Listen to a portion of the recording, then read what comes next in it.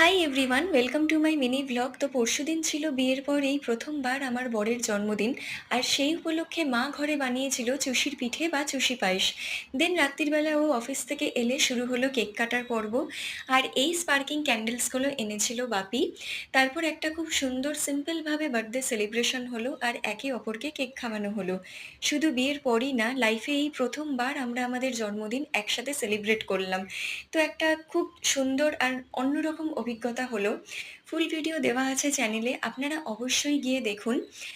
আর কিছুক্ষণ পর শুরু হলো রাত্তিরের ডিনারের প্রিপারেশন, মানে বিরিয়ানির প্রিপারেশন। এখানে বাপি আমাকে অনেকটাই হেল্প করে দিয়েছে। আর এই আমি এখানে বেরেস্তাগুলোকে ভালোভাবে সাজিয়ে নিচ্ছি।